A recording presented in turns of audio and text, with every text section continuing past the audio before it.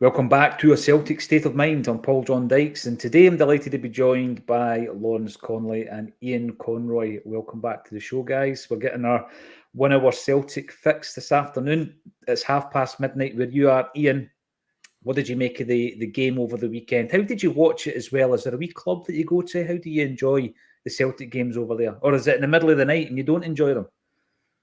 No, I always enjoy them if we win, I watched this game. I just watched it at home. There is a Celtic supporters club. There's a wee pub in a place called Newmarket, just outside Auckland. So anybody listening from New Zealand, they'll know the Clara. It's a wee pub that most people go to. Apparently, Kevin Bridges is playing in a couple of weeks, and apparently he seeks it out when he plays. So I think the last time he played, he went down to see it. So there's a few people going in, which is a great thing about I suppose supporters of any club, really.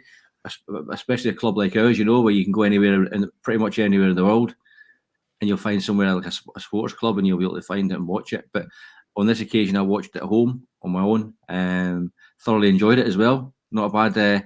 It's starting to kick into groove, isn't it? It definitely is. It definitely is. It's more fluid, Ian. It's not as laboured. I think there was a transitional period there that we probably didn't consider because we just thought, you know what, all these guys know each other. They've played well for Ange. That's going to continue. But Brendan's come in and he said his own kind of view on how it's going to look, how we're going to shape up. By the way, we do have Liam dialing in from Japan. I'm just going to bring him into the equation. There we are. There's the full back four now in place, Liam. I'm not sure which one you are. I'm going to say you're the Carter Vickers of this squad here. Welcome to the show. How are you doing, Liam? I'm feeling like the Raphael of this squad at the moment, to be quite honest with you, mate. I am not feeling great. I've got a wee bit of a virus going on here. And if I sound a bit rough, just bear in mind I've got a cocktail of perfectly legal antiviral drugs in my system right now. Okay, well, thanks for, regardless of all that, stepping up to the plate. Lawrence Conley, it must be great to be, in a wee pocket somewhere on the globe and seeking out a CSC. You have got like an internal antennae, haven't you, for a Celtic boozer, no matter where you are on the globe. I remember that when we were doing at the awards in London. Oh yeah, Cock Tavern, mate. 2 Celtic Sports Club live for there. Top pub. Sheila runs a cracking boozer. So yes, Cock Tavern's good. If that's obviously the boys over in Wimbledon. Or you could even go around Mornington Crescent if you're further into Camden than the Cock for the Sheephaven Bay. But yeah, it's if you're travelling somewhere, you've got to get your priorities sorted, haven't you? You've got to find the Celtic boozer. You've got to look it out, and if there's nothing listed, you've got to then go right. If it's an Irish boozer, there's a good chance. It's just about priorities, isn't it? Well, it is, Lawrence, but just to fill everybody in, we were on a train journey. You were already down in London. We were joining you down there, and maybe every half an hour we were getting a wee picture of a pint of Guinness and a different boozer from Lawrence Conley, a man who should really contribute to the Celtic Bars book. I know that the chap who runs Celtic Bars is writing a book. Lawrence could maybe give you a few pointers on this one. Jungle Lion, of course it is. 100%. Of course it's a wig. It's well known that I am a wig-wearing podcast host. So there it is. The secret is out. I can't help it. One of these days I will unmask it and give everybody a shock. But yeah, let us know your thoughts on everything that's happening in the world of Celtic. The performance at Tynecastle, I think on the back of the Killie performance as well, Lawrence, I'll stick with you on this one, shows, like Ian says, that Celtic are getting into that Brendan Rodgers groove. There was a confidence and a flow to the play. And it's come at the right time, going into arguably the toughest game.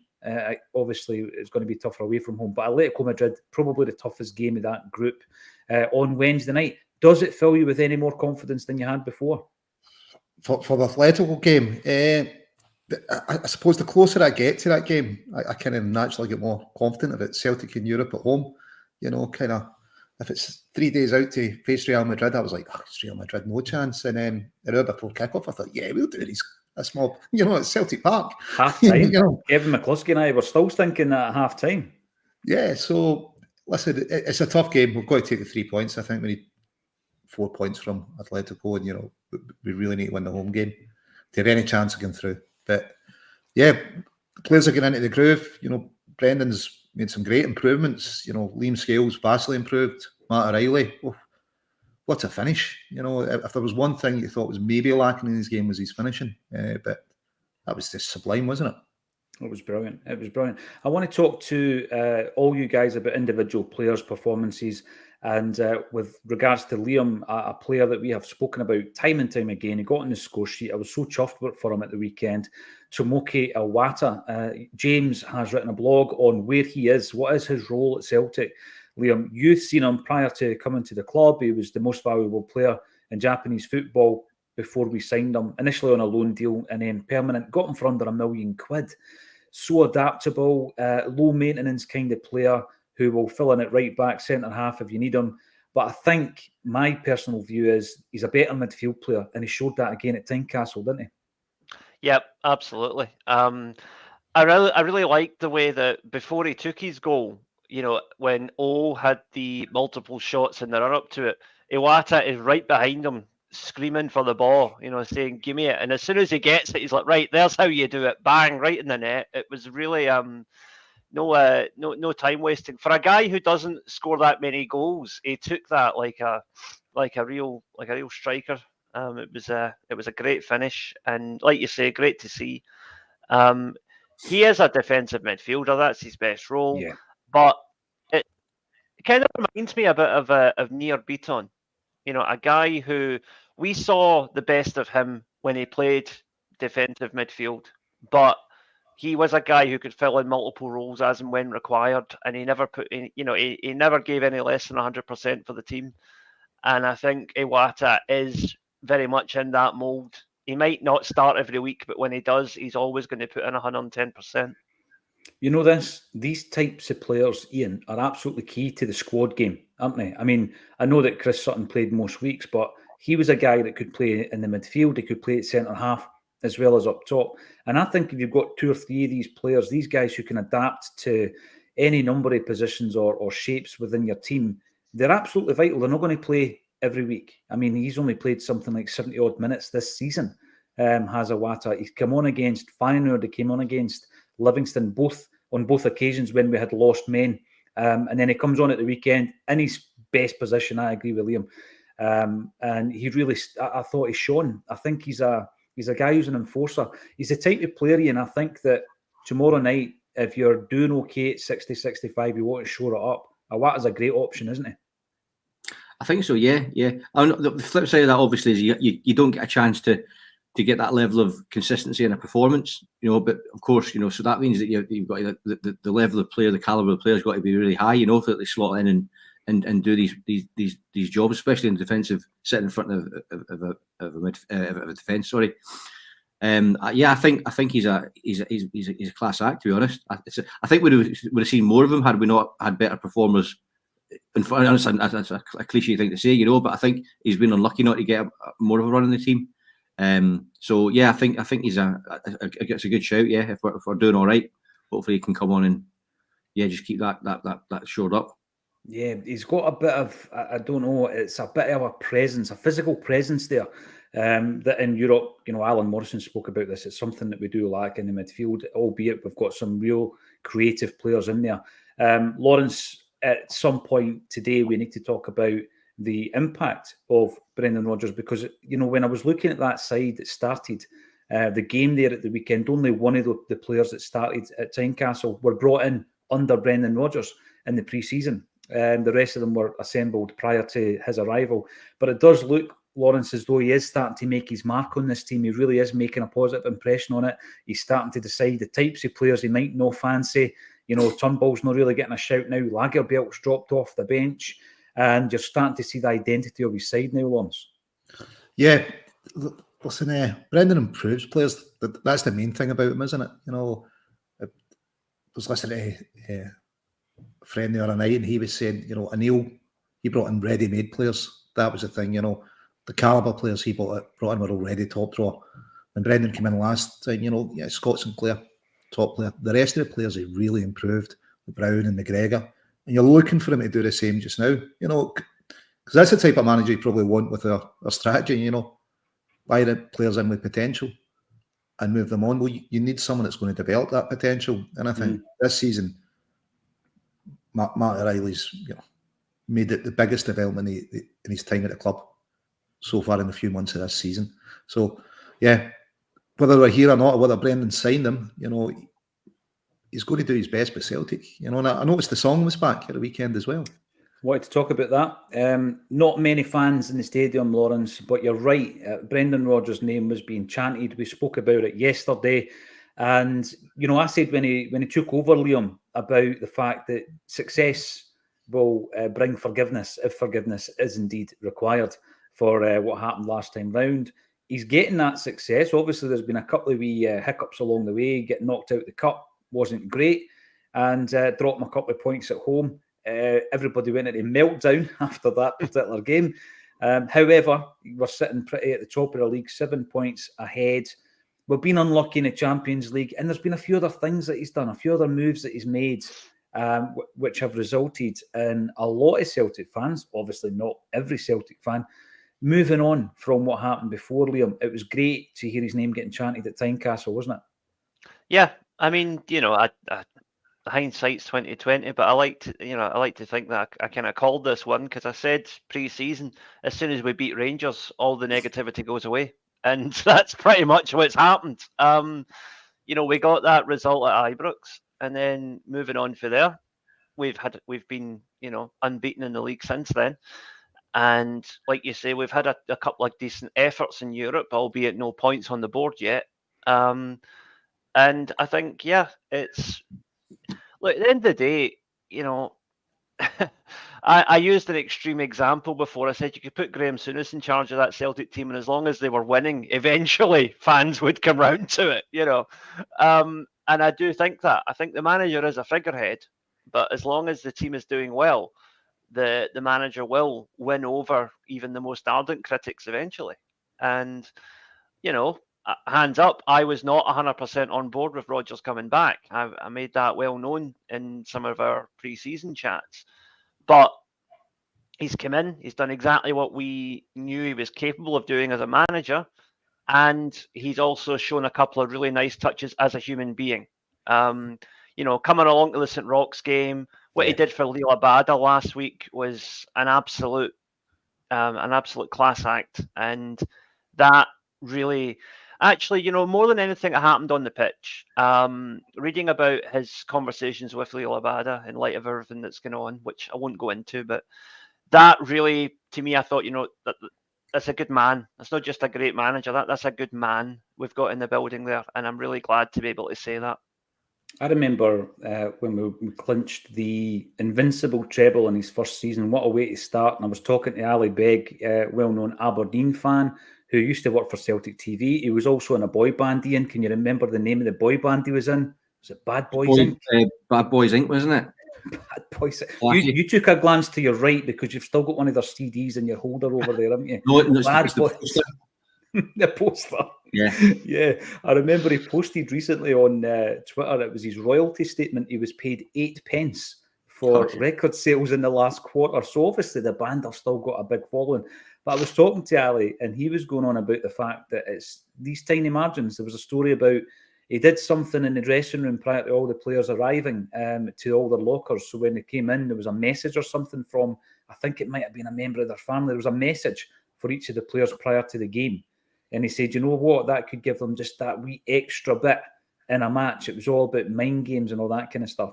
I'm not sure about Liam's assertion that Graham Souness would ever be accepted at the helm at Celtic.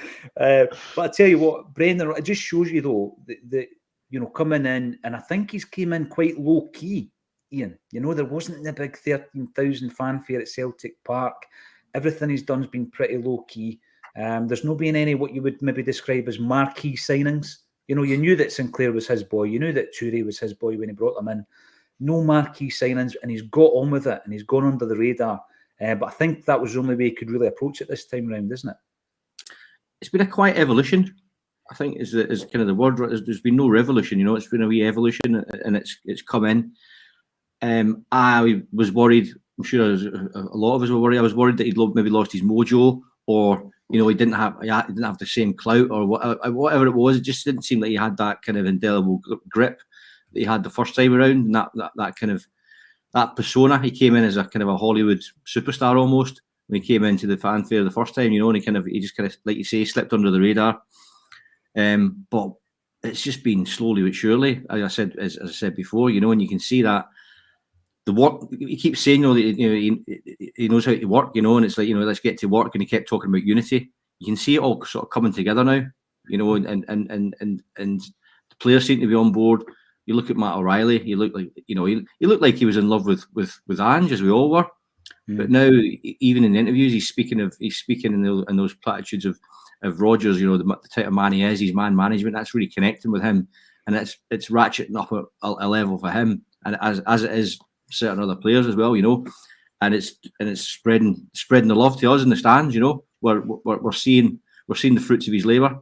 I think really that quiet evolution is been it's on show now for us to see, and long may it continue. Yeah, and again, wouldn't it just be great timing wise for tomorrow night for us to get some points on the board against Atlético Madrid? I want to talk about the situation with the fan base, the away ticket allocation, and of course the big game tomorrow night. But before we do that, today is the 50th birthday of the one and only Jackie McNamara. Lawrence, Jackie joined us earlier this year for a Celtic State of Mind live in Gracie's top bloke. What's your best memories of wee Jackie? 50-year-old today. Yeah, I think it's probably, when Tommy signed him, having Simon out in the right-hand side of the park. I think Tommy's team was just unbelievable that season. Some unbelievable decisions, having to play Saturday mornings after arriving at midnight and Friday back home from European games. But lost one game, didn't win the league. But what a style of football they played. It was just brilliant to watch, wasn't it? He scored a few goals. I think he scored against Liverpool, didn't he? He did. Ball bounced up. That was cracking finish from him. But a true Celtic style of fullback, isn't he? He definitely was. And then it took a wee bit of time to win Martin O'Neill round, didn't it? Martin wasn't fully convinced, but I think he was convinced by the end. Again, though, Lawrence, he was a guy that maybe started out as an overlapping right back, but as his game and his experience grew, he could play in the centre of defence. He could play in the centre of midfield. He was sometimes deployed on the right-hand side, further up the park. Jackie McNamara, for me, was a tremendous captain for Celtic as well. And I was kind of gutted, Liam, when he left. I just thought it was all a bit premature when he left under Gordon Strachan, when Strack came in. Like you said, the one thing that sticks out to me with Jackie McNamara is the fact that he was always dependable. I don't think I ever saw a game where he was any less than a 7 out of 10. He was always there, always amongst the conversation for man of the match when he played, because you could never fault his effort. The goal against Liverpool was a particular highlight for me. I remember that quite vividly. The exasperation and shock from the English commentators that this wee Scottish team could actually do some damage to a club from England, it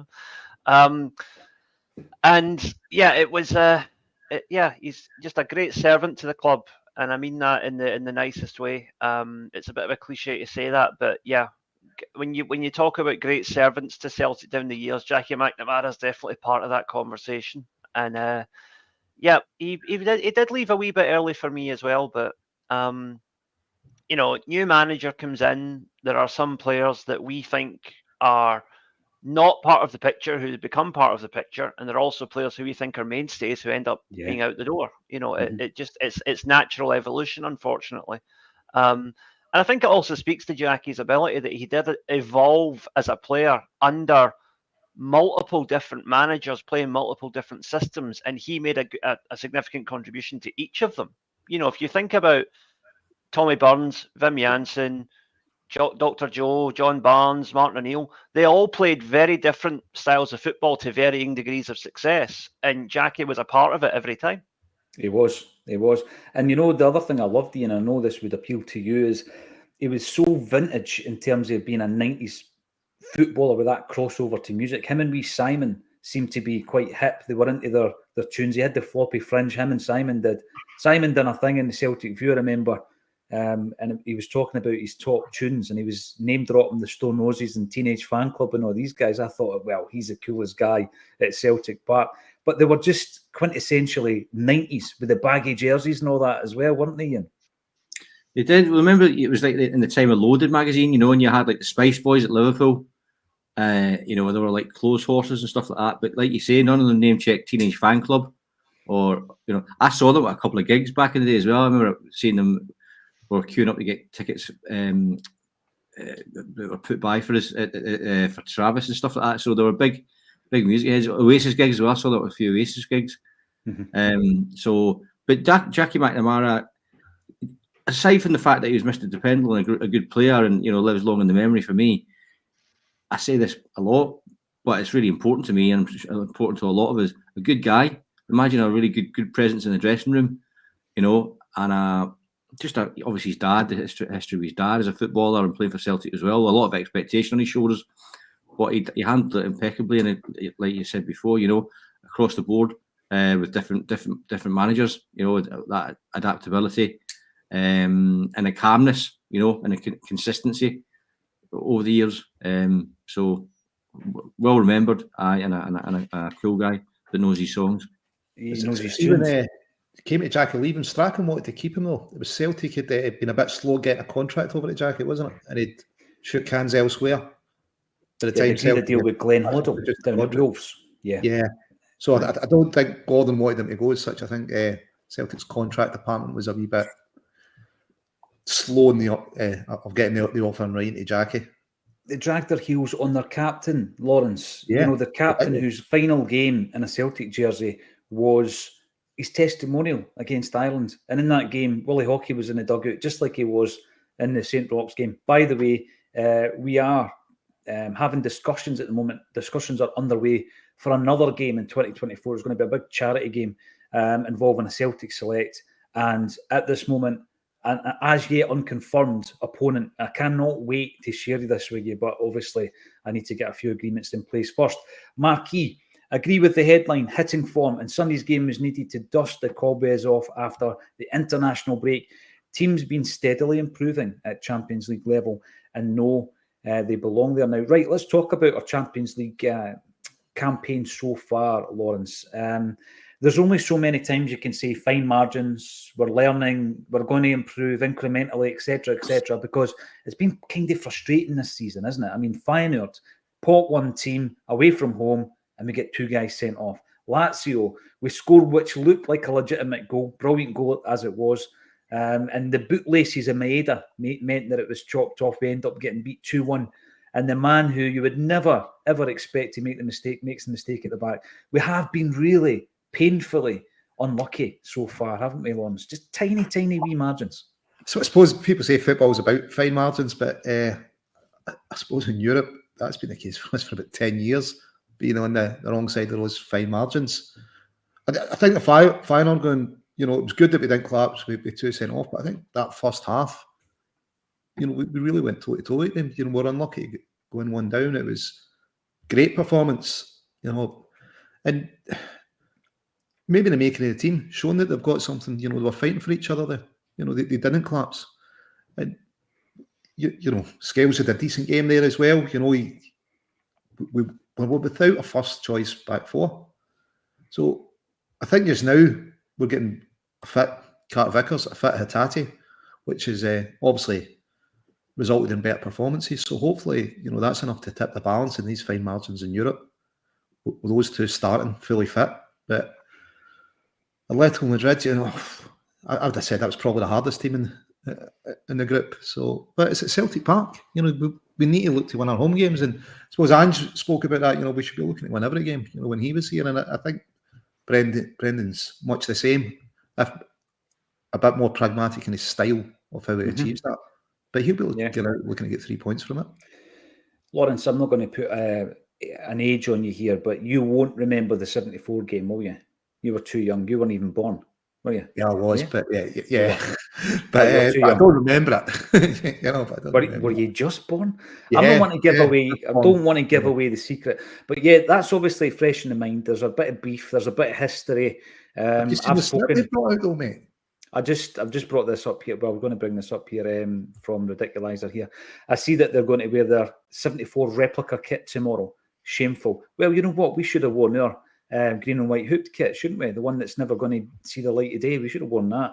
But I've spoken to a few of the guys who were involved in obviously the game against Atletico Madrid. The last time, indeed, that Celtic reached the European Cup semi-final, and they booted us off the park. There was a great picture this morning posted by Celtic Curio of wee Jinky sitting on the treatment table the following day. His legs are absolutely bruised. And there was a fight in the tunnel leading up to the dressing room after the game. I spoke to Pat McCluskey and Davy Hare about that, and they just said whatever happens in the tunnel will stay in the tunnel. Liam, does that kind of stuff still exist? Probably amongst the fan base, certainly, but is there a bit of beef with Atletico Madrid tomorrow night? Oh, definitely. I mean, my dad was at that game with my late grandfather, and he talks about how it was really funny because before the game, my granddad was an absolute gentleman, and he was telling my dad, right, you behave yourself, none of this hooligan stuff, keep the heat tonight. And during the game, my dad had to physically restrain his dad from attacking one of the Atletico players after he booted wee Jinky for about the 15th time. My granddad was off for invading the pitch and bottling one of these guys. So it's kind of hard to imagine, I mean, my granddad sadly passed away when I was only 5, but it's hard to imagine him, this sweet old man, as I remember him, being ready to square go it with Atletico Madrid, Football can do that to the most sane of individuals, Liam. But you're right. It's one of these things we do look back on. And then we had the game in the 1980s whereby, due to the Rapid Vienna fiasco the season before, we played Atletico Madrid behind closed doors. So pretty bad, grim, dark memories of this particular team. And I think it's about time we put them all to bed tomorrow night. I want to talk about the team lines and who lines up for Celtic. It might seem obvious, but we do have Barry O'Sullivan making a suggestion that he would like to see us play 3 at the back and push the 2 fullbacks forward during our home Champions League games. Would help us get more people in the box. There's one thing for sure. I think that Brendan Rodgers won't be averse to making changes in the shape, etc., if he feels that it's going to work in our favour. However, I just think that the team kind of picks itself at the moment. Paddy Lavery, afternoon to you, sir, and great to see you tuning in. When we look at the setup tomorrow night, one of the biggest aspects of the Champions League game, Ian, is the fan base. Lawrence was saying, it's at Celtic Park. Yeah, anything can happen. Big part of that, though, is the atmosphere and the fan base. And in recent times, there's probably fans who don't know anything except the Green Brigade and the North Curve. But obviously, I remember their inception and how they've grown and what they've added to the phenomenal atmosphere at the park. But at the moment, the relationship seems pretty fractured between the Green Brigade and the club. We won't get our usual tifo tomorrow night. I'm disappointed with that, Ian. What's your thoughts? I agree. I think the club. Yeah, there has been a fractious relationship. I suppose that's what keeps it on the edge. There's an edginess about it, and I think you need. Otherwise, it could become insipid if it's all pally. The Green Brigade, they represent the fans. Outwardly facing. Whether they represent everyone on every given subject all the time, I don't know. But the board can't just keep picking and choosing. Who they're backing and who there's at any sort of particular moment. These things have happened before in the past, but it will take away from the atmosphere. Everyone's sort of waiting with bated breath. It's like the John Lewis advert almost. Everyone's waiting to see what the tifo is going to be and what's especially these big moments. So it's a shame it is lost. But we'll get through it. I remember before the Green Brigade, and I'm sure it'll be the same long after they're gone as well. We'll get through it. But yeah, it's a shame. It's a shame they're not going to be there. I can't believe the amount of comments I'm getting in the comments field here about my wig. Unbelievable. Come on, ladies and gents. Let's talk about Atletico Madrid. Yeah, I'm a bit gutted because I think that what the Green Brigade have brought to Celtic Park is a pulse a lot of the time, Lawrence. Be that with the atmosphere, with the social commentary. And as Ian says, it's not for everybody. A lot of people don't go to the football to see any kind of political demonstration. But I think Celtic as a football club are steeped in those traditions. You know, our very existence relies on a political landscape at the time in Glasgow and across Scotland in relation to the Irish diaspora who were there in the 1880s, and something had to be done. So I don't think you can just dismiss political demonstrations within a football stadium, Lawrence. I think that was wrong of the club to do that. But at the same time, there's always going to be a kind of fractured relationship of sorts. Otherwise, as Ian says, you know, you could probably go back to what the fan movement was before, where it was very much the club were involved, weren't they, in the Jungle Boys, when the Jungle Boys made their kind of debut at Celtic Park, and then that kind of like, tapered off, and then the Green Brigade come to the fore. I think it's a shame, because I think that one of the most unique aspects of a European night at Celtic Park is the fans, and the Green Brigade play a massive part in that. Yeah, listen, I think something to do with, I suppose, all-seater stadium. Before that, you know, you could just go with your pals. You know, as many as you were going, go wherever you want to stand, the Jungle, Celtic end, and you were together, and it's easier to, I suppose, for people to generate atmosphere. But with people dotted about that you go to games with, the Green Brigades kind of became that kind of instrument, you know, for people to coalesce around about. But whether it's, I don't think this is a one-off incident the board have banned them from, though, is it? You know, I think it's continuous, whether it's pyros or political statements. I think there seems to be an attitude sometimes from within the Green Brigade is they'll do what they want. It doesn't matter what the rules are. We'll do what we want. And how long can and how often should the board tolerate that? A section of stadium that they're held, you know, financially accountable for, to just do as they wish. You know, you'd hope that between them they'd find a middle ground, and they'd find a way to harness that, you know, to support Celtic, especially on nights like the one coming up.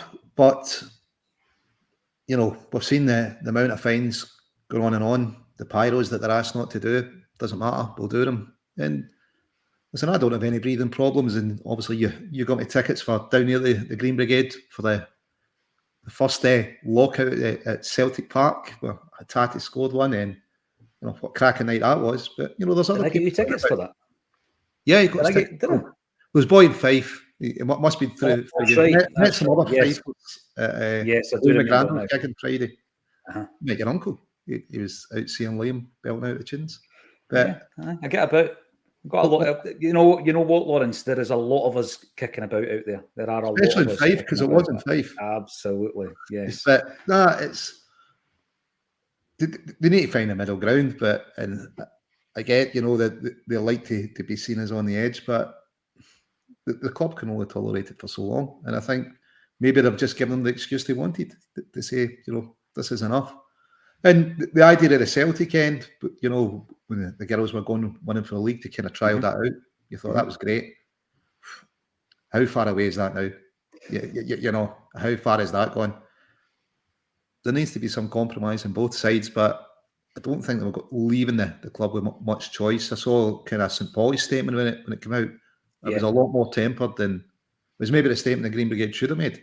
But I think they made a statement and they just went back and down, were they? They're just saying, well, that's that. They didn't seem to temper it. The board have made their decision. Listen, maybe part of that was the Brendan song coming back against Hearts. Who knows? You know, with withdrawal of away tickets as well. But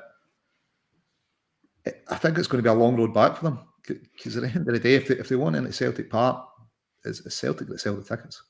Yeah, you're right, and it's unfortunate that it's got to this point, Liam. Lawrence mentioned the Celtic end. That's something that we had a few guests on actually at the beginning of the season, or the end of last season rather, talking about the plans for having the entire wall, like, you know, the Dortmund, what do they call it? The yellow wall. So we were talking about having something along those lines. But what it comes down to is liaison with the club. There needs to be communication, Liam. Does it come down to a breakdown in communication? Is it something that can still be sorted out between the fan group and the club? Look, I'm just going to temper what I'm about to say with the fact that I have a massive respect for what the Green Brigade do in a charitable sense. I fully respect their right to express their political views, as anybody should have the right to do so in a free country.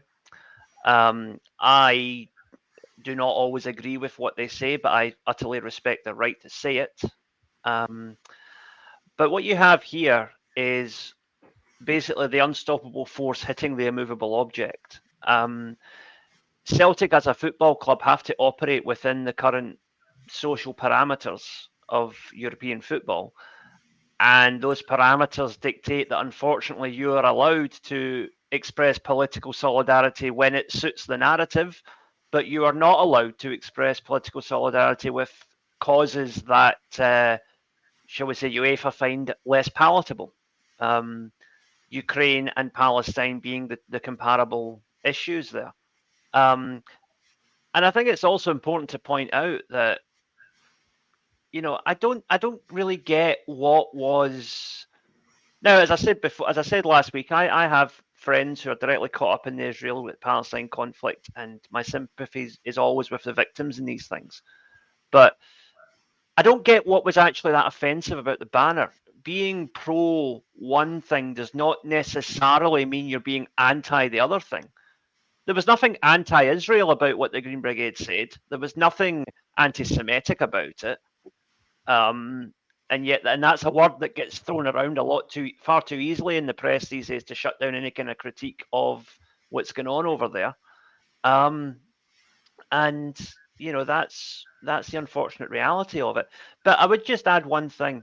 I think that regardless of how you feel politically about that situation and about the Green Brigade, one thing that I think everybody can agree on, right? I have not heard, and maybe I'm wrong, I've not heard a single word out of Lila Bada's mouth as to how he feels about all this. And I'm sure he's terrified for his family and his friends right now. And he's obviously emotionally going through a lot, and he has my sympathy for that, absolutely. But the Scottish press have largely engineered this entire thing. It was the Scottish press that had the manufactured outrage in response to the Green Brigade's banners initially. It was the Scottish press that pressured Celtic into a response, which I think was, much like the banner itself, was reactionary and not really well thought out and not fully aware of everything that was going on. And I just think that weaponizing what is essentially a war in a player's country to try and turn the Celtic board and the Celtic fans against each other, that's a new low, even for the Scottish media. It really is quite sickening. And I really do think that is the overarching point here. Whether you agree with the Green Brigade or not, whether you believe politics has a place in football or not, the utter ghouls in the media who are trying to turn this into a circus to try and create hate amongst the Celtic support are the real instigators of all this, and let's not forget that. No, you're right. I mean, I've seen some of the headlines in relation to, as you say, turning the story about Abada having to leave Celtic and all this kind of stuff. And as you say, no quotes whatsoever in relation to what the player may or may not have said, because he's kept it in-house. And as we've already said, Brendan Rodgers has been very supportive of Lila Bada. That's the support and the atmosphere discussed in relation to tomorrow night's game. We will now talk about the actual team. Ridiculizer, first time I've sat and watched that Atlético 74 game. Wow, how did they get away with that? Shocking. Yes, absolutely. And I do remember the death threats as well. Jimmy Johnson and Jock Stein received death threats when they went over to play the return game over in Spain, which actually turned out as a 2-0 defeat, didn't it? It was nothing each at Celtic Park, 2-0 away. Xander Mack, we are due a big performance in Europe. Hopefully it's tomorrow night. I would love to see it. And Stephen Cassidy, I am not sure what I personally think about the Green Brigade, as there are upsides and downsides. But if they continue, the club will keep getting fines, and possibly worse, by UEFA. So the club have acted. And we will see if it affects negatively the atmosphere. I know that Liam's in Japan and Ian is in New Zealand. You will not be at the game. Lawrence, will you be at Celtic Park tomorrow night? No, I won't be, mate. No. Sold out? Yeah. Sold out. Young James and Jerry Taylor will certainly be there tomorrow, and James will be dealing with the media conference afterwards as well. Hopefully Brendan Rodgers will be in a good mood. Let's talk about the team then. I don't expect us to change shape, Lawrence. Let me know in the comment section if you disagree with that. This is for Celtic fans' opinions. You can agree or disagree. Let us know in the comment section. But I think in terms of the defence, a big talking point all season has been the centre halves. Carter Vickers is back. and Scales absolutely deserves his place alongside him. Another composed performance at the weekend, I felt. Yeah, it was a sloppy goal to lose, but it wasn't really down to Liam Scales or Carter Vickers or any of the defenders. It was a stray pass by Maeda. Scales has been called the biggest surprise in Brendan Rodgers' coaching career, Lawrence. He continues to surprise to the point where you just expect him to be in the team now, don't you? Yeah. Well, what's your option? You know, who else is there that's fit, that's up to speed?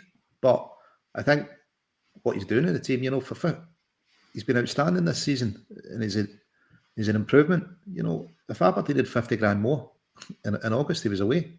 Mm-hmm. You know, there's no way. You know, if we sell him in the future, can't see it to be anyone in Scotland. You know, I think it'd be down south. It'd be looking at him, and certainly, you know, if he continues his level of performances, it's going to be hard for anyone else to take the jersey from him. I mean, Rocky, Lagerbielke, we don't know too much about them. You know, signed for decent fees. The unlucky Stephen Welsh signs a contract. He's out injured. He prefers to play on the right-hand side anyway, rather than the left. So, yeah, it's definitely Scales' jersey to lose. And it's going to be hard for any of them to come in. Because how are they going to get a look in? It's not something Brendan's going to want to disrupt. You know, he'll want to maybe rotate his attacking players, give them a chance, get them up to speed. But at centre-half, once you've got a partnership, you want to build on it. And it is the partnership. This is the important thing, Lawrence. It's the partnership that we had last season with Starfelt and Carter Vickers. And now you're getting a run of games with Carter Vickers and Scales, and it's looking solid enough. So you don't want to disrupt that, do you? No, there's no way he'll disrupt it. You know, Scales is going to start, and he will for the foreseeable future. You know, barring injury, why would you change it? You know, he's into it. You know, he's more than good enough. He's proven he's more than good enough for the game in Scotland. It's the big games at Champions League level. We've potentially only got 4 of them left, haven't we? You know, but these are the games that we'll learn, and these are the games he's going to be more tested in. You know, this is where he'll get his experience, and we'll just see how far he's come. At the moment, if you look at the situation, Ian, we've got Nat Phillips, a player who's come up as an emergency signing from Liverpool. He may or may not be at the club post-January transfer window. And you've got Lagerbielke, who's not even making it onto the bench. So at the moment, Scales is keeping out Nat Phillips and a £3 million signing, Lagerbielke, who was playing international football during the break. He's been sensational. And no matter what happens with Scales, the Scales that we now have is always going to be a different beast now. He's either going to be that guy who's playing week in, week out, or he's going to be a brilliant deputy if Novrocky comes back and shows that he's a wee step ahead. We don't know yet, as Lawrence says. But it's been a great story, a great journey, and we love that as football fans, don't we, Ian? Of course.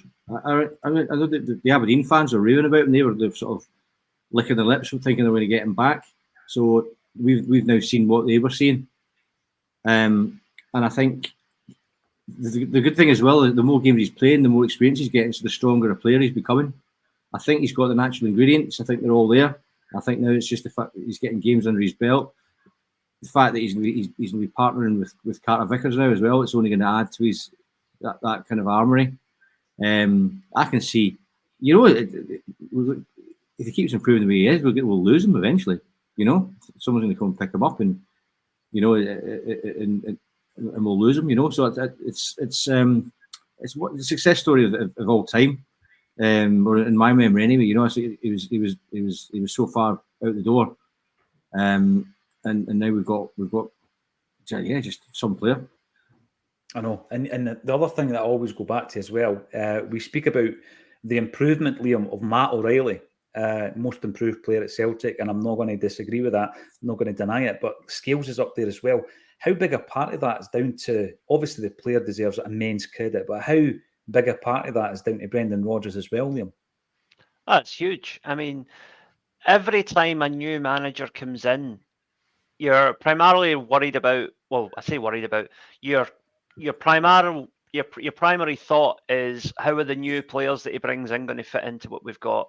Yeah. But then there's always at least one or two players that come from nowhere that you thought were completely out the picture, that suddenly under the new manager, new system, they're back in there. Now, Matt O'Reilly was never out the picture, but he's definitely a much better player playing in this system now than he was last season. No question about that. And Liam Scales is, well, he is what Anthony Ralston was in the first season under Ange. a guy who we thought had absolutely no future at the club and ends up becoming a mainstay. And I think even when our first choice centre back is fully fit, which I think is Nawrocki, there's going to be a debate to be had there as to which one of them plays, because on form Scales is undroppable right now, and I have never been happier to be more wrong about a player than I've been about Liam Scales. I said not Celtic class. I said good player, but not good enough for what we need if we're going to progress. And thus far, he has proven me and a lot of other people completely wrong, and long may it continue. But this is the thing, though. You're happy to be proved wrong. This is a big thing. Obviously, back in July, looking ahead to the new era under Brendan Rodgers, looking towards the season that we're now well into, I listed the 10 players that I felt were going to leave the club. And Liam Scales was in that list. And Scott Bain was in there. Osaze, Uragide, Stephen Welsh, Ismail Osoro. Remember him? But by the way, when Jackie McNamara was born 50 years ago, David Bowie was in the top 10 with Sorrell, which was a wee bit better than the player of the same name. James McCarthy, Liam Shaw, David Turnbull, Mikey Johnson, Albion Ayeti. So I think I've got about 50% of them right. The other ones are proving me wrong, which is great. I mean, Turnbull started the season off well. Welsh gets his contract. Bain's still at the club. And of course, we've got Liam Scales. But as Liam Carrigan was just saying there, Lawrence, we're going to be in a situation very soon where potentially Scales is keeping a £4.3 million signing out the team. A phenomenal turnaround for Liam Scales. Big part of it for me is he's playing in his strongest position. Yeah, left centre half, it adds a lot of balance. He doesn't look as awkward as Carl Starfelt did on occasion when the ball was played into him trying to get his feet right. But yeah, we've said 50 grand he'd win away to Aberdeen. So if he's made the jersey his own. Early on, he came out and somebody, his post-match interview, and he was saying, "Well, look, I'm just going to give him all. I'm going to give Brendan Rodgers a problem. I'm going to make it difficult for him to drop me." And just that attitude, he just absolutely lived up to it, isn't he? He just went, no matter what, I'm going to do everything I can to stay in the team. And Nawrocki must be sitting there looking and going, I'm not going to get a look in. Whether he thinks he's better than him or not, because he'll know the manager won't want to break up a centre-half partnership. He'll be looking like they're winning games, they're 7 points clear. When am I going to look in? When the league's done? Many would say the league was done now, but, I think he's just been... You don't win leagues in October, Lawrence. You don't win leagues in October, come on. Apparently not. The thing with Scales is since he's came into the team, he's played every minute. He's never dropped back out. And I think that he's played at such a level. There's sometimes an expectancy because obviously it's taken him a while to get to this stage. There's an expectancy that something will happen and he'll drop out the team. And I think young James French said a couple of weeks ago, why can he not be a staple part of that central defensive partnership? And I think he's shown that he can be. But he's probably done enough, even if he has one bad mistake. You wouldn't drop him now, would you? And go, one bad mistake, get Rocky in. You'd be going, you know what? He's shown enough and he's got that partnership. Because look, Carter Vickers had a terrible mistake, dribbling that out. Arguably cost us, it definitely cost us a point, maybe all three. We might have went on to win. But nobody's saying, get rid of Carter Vickers. Dribbling a ball out in the last minutes or 6 minutes injury time. So, yeah, I think Scales done enough that even if he has a bad mistake, he'd still retain his place. He'd need to be more than a mistake. It need to be some bad form he hit now. He's got some credit in the bank, let's just say that. The Urban Culture, that game was on national news for a few days. We're talking, of course, about the 1974 European Cup semi-final. Talk of throwing Madrid out. As always, it came to nothing. And Celtic have never got back to that level in terms of European competition. Thomas Burns, thoughts, keep politics out of Celtic Park. We know this is a divisive subject. Everybody's entitled to their opinion on it. Jonathan Brown, Wednesday night is about winning a football match, not making political statements, says Jonathan. And we've also got Steve Cassidy. Fines are one thing, but if fines are continued, then there are other things that can be done. Play behind closed doors, for example. Ironically enough, we did play against Atlético Madrid behind closed doors back in the 1980s. And I remember someone contacting me. They had got a job as a steward just to get into the game. And he actually managed to take some pictures. I love all that kind of stuff. He took some pictures at the game. I want to talk about the midfield position, potentially the strongest area of our park, Ian. When you look at Hatate, the way he's come back into his game, O'Reilly's much improved. McGregor, remember we were talking about McGregor at the beginning of the season, saying that he was off form a wee bit. He's back to his usual best. That's the strongest area of our team at the moment, Ian. Is it strong enough for Champions League? Is it strong enough at that level? Time will tell. You mentioned before, it's the thing we keep saying is the fine margins, and the concentration levels.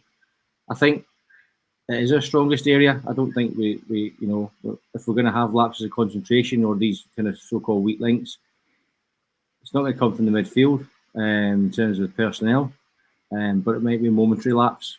It's not there. We don't know. You could go out and splash 15, 20 million pounds on a player and they'll have a mistake in them, So I think it's as good as it can be in the current climate.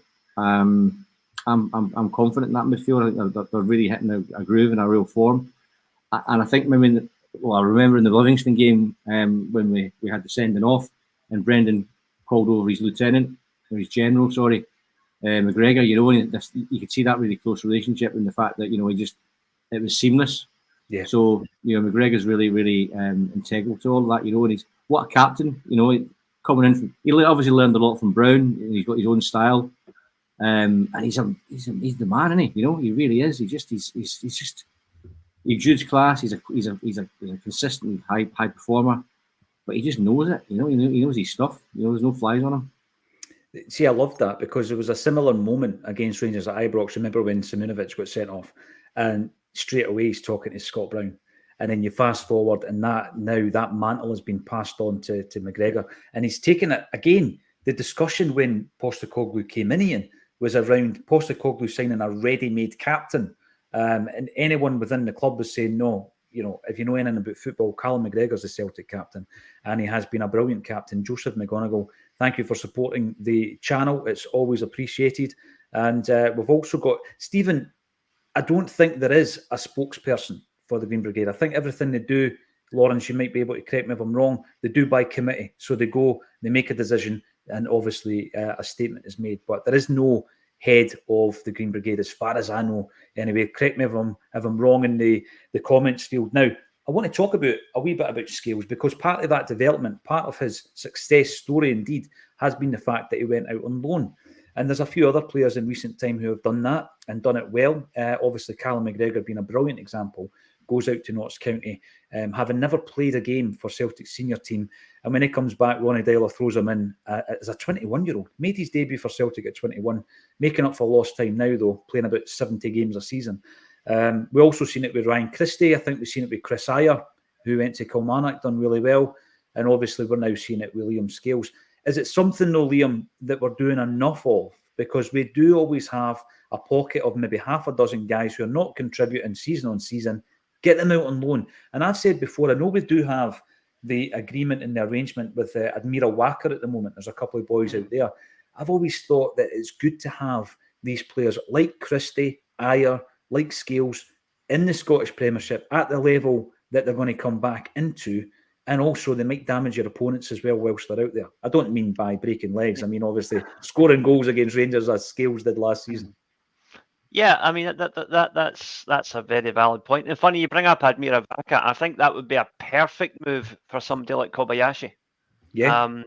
Away from the spotlight of the media here, he can concentrate on developing his game. There you go. There's our contributor just agreeing with me there. Yeah. Yeah. I don't know about Yang. I think Yang's doing okay. I think he is, he needs time to bed in. But Kobayashi really does need a loan, and I think Admira Wacker would be a great move for him. Because as I've said before, if he goes back to Japan, it's game over in terms of his Celtic career. He needs to stay in Europe, hopefully within Scotland, as you say, so he could actually help us out indirectly. But if not, then I think Admira would be a great move for somebody like him. Look, I've said it before, I'll say it again. We need some form of the reserve league brought back. right? On one hand, we need a squad of 20 to 25 players competing for first team places in order to be good enough for Europe and to have the squad depth that we need to fight on all fronts when it comes to every competition we're in. And we cannot do that, and we cannot keep these players match sharp if we don't have somewhere for them to play when they're not playing in the first team. The B team model isn't working. I'll just say it now, it's not working. The fact that there's been a real dearth of opportunities for players in the B team to come into the first team is not down to the players themselves. It's down to the fact that there's such a huge gap in what's required of a player between playing against, Ross County, Kilmarnock, whatever, or playing against, Celtic Hearts or whoever it is. I don't, that's the unfortunate reality of it. Bring back the reserve league. That would solve so many of these problems. Unfortunately, as I'm sure people are probably commenting, the finances dictate that it's unlikely to happen, as are a lot of things in Scottish football, thanks to the utter incompetence of the people running it. No, you're right. And the problem, obviously, last time round, were clubs were not prepared to spend a 5-figure sum to keep a reserve team going. Teams like Celtic, I think Rangers, Hibs, Hearts, Aberdeen, they could certainly have a reserve-style system. But where are the other teams going to be made up from? It's something they need to look at. That bridge just isn't there at the moment. And that is why, in many ways, that and the fact that we just don't have the money of teams down south, etc., is why we're losing so many young players to other sides as well. We need that competitive bridge between the youth team or the B team and the first team. And obviously the next one in line for that would be Rocco Vata, which I hope doesn't happen as well. Ian, Kyogo scored his 60th goal in a Celtic jersey at the weekend, just 95 games in. And it's going to be interesting. I don't have the stats to hand. I'm pretty sure people will be working them out. When Kyogo plays his 100th game, and potentially he's got 60 plus goals by that stage, I would guess. It would be interesting to compare that with the likes of Larsson and Dembele. First 100 games, how many goals did you score? Because his record's going to be up there, isn't it? It really is. It really is. And I think, I don't know if you guys agree. Do you think he's playing the sort of the similar games he was last year? It looked like early in the season he's been deployed in a bit more of a deep line position, but the last 2 or 3 games he seems like he's back to that Ange position, which is he plays on the shoulder. Just that never switches off. He's really, really clever. That unassuming kind of demeanour that he has on the pitch. And it's like that's where he exploits those little bits of space right on that very edge of the game, and he's getting those goals. Different play to Larsson, of course, but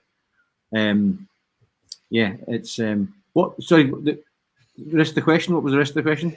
He's going to hit 100 games in the next couple of weeks, the next few weeks, such as the fixture list, and it's going to be interesting to compare that to the likes of the players that he's kind of been compared alongside. A lot of people will say don't dare compare him to Larsson, but if you look at the first 100 games that Larsson played for Celtic, compare that to the first 100 games that Griffiths played, because he was very prolific. Moussa Dembele would be in the discussion. And Kyogo, he's going to be up there. I'm going to have to work that out unless somebody else is furiously working it out for me in the comments section. But he's definitely going to be up there. He's a modern day player who came to Celtic maybe a wee bit later on in his career than some of the aforementioned, but he is definitely making up for lost time. Matt O'Reilly said there, I was checking the goals scored. They're both on 6 at the moment. They're joint top goal scorers. Obviously, one of Kyogo's goals is in the Champions League. So they both scored 6. O'Reilly said he's going to end up scoring another 30. I'm not sure he will, but I don't think that's that important this season because there's a spread, as we've seen at Tynecastle, 4 goal scorers. The goals are being spread out a wee bit more. We're not relying on them as much. But Ian, I think what you said there about Kyogo playing in a different role earlier in the season, very much like Greg Taylor playing in a different role earlier in the season, and Brendan Rodgers has reverted back knowing that the performances weren't maybe as good as they had been under Ange Postecoglou. But that shows his adaptability as well.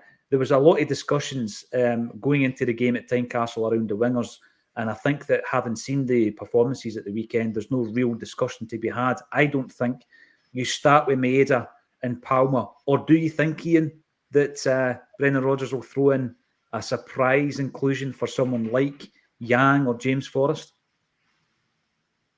No, I mean the only shot I suppose I would say yes on that one would be James Forrest, if anyone. He knows him and trusts him, but I don't think he will. I think he'll stick with the success that they've had so far. The sort of team against Hearts will likely start. If he changed it for Forrest was only change, I wouldn't be against it at all. But I think it will be sort of business as usual in the opening half against Atlético. Can we get a result, Ian? We can. Whether we do it, I don't know. It's always self-inflicted, isn't it? It's always shooting in the foot. I think I put it on the group chat. That remember the episode of The Simpsons where Sideshow Bob he's walking about 100 rakes. He keeps hitting himself in the face. That kind of feels like Celtic in Europe. So hopefully that's not the case. We're due a result. Someone's due to get a pasting. Hopefully it's going to be against Atlético. Keep the Simpsons references coming. Lawrence, any changes to the starting lineup, and do you see Celtic getting a result tomorrow night? Yeah, no changes, mate. Palmer's settled in. You're not dropping me either. And yeah, mate, I think we'll win 3-1. It's Celtic Park. I love this confidence. It's the magic of Celtic Park. So I think, yeah, as Ian said, we'll do a result eventually. But the team are starting to hit their stride, aren't they? They're getting into Brendan's way of playing. Hatate's, he's match fit now. Carter Vickers is match fit. Him and Scales are getting the partnership together. Got to look at the positives. Listen, I love the positive. And Liam, same question to yourself. Do you see Rodgers making any changes, any tinkerings to that team? And can you see us getting some points on the board? Right, I don't see any changes because, as Lawrence has already said, you don't change a winning formula. And Palma looks the real deal now. He really has, of the summer signings, he's the pick of the bunch so far. And I said yesterday on Celtic Down Under that I thought we would get a 2-each draw. I definitely think we'll score. I think that much is certain. But you know what? Much like Lawrence, as the match draws closer, I'm getting more of this optimism. Might be false, I don't know, but I think we might sneak a wee 3-2 win. Oh, listen, I'm loving that enthusiasm. I can just see it now. Last minute, 2-each. Maeda mishits a shot that's going towards the Green Brigade, cannons off one of the Atlético Madrid defenders and flies into the top corner of the net. Game over. I can just visualize it now. Make it as cruel as possible for them. Make it as cruel as possible. Listen, thank you everybody for getting involved. This has been the Tuesday edition of a Celtic State of Mind's Bulletin. If you like what you hear and see, then get subscribing to the channel on YouTube. That allows you to come into the comments and wind us all up. Agree or disagree with our points and everything else you want to say. Get involved. We also have fully produced content on the channel, the most recent one being A Wander Around Paradise, which was launched last night. Have a wee watch of that as well. That's a new feature, as well as the Fran Alonso and Willie Hockey interviews that went on that channel over the last couple of weeks. Thanks everybody for getting involved. If you want to come and see us live, there's a show in Dundee and there's another one in Dumfries with Martin O'Neill. Ticket link underneath the video. A few tickets are still available. Thank you to Lawrence, Ian and Liam for joining me on A Celtic State of Mind.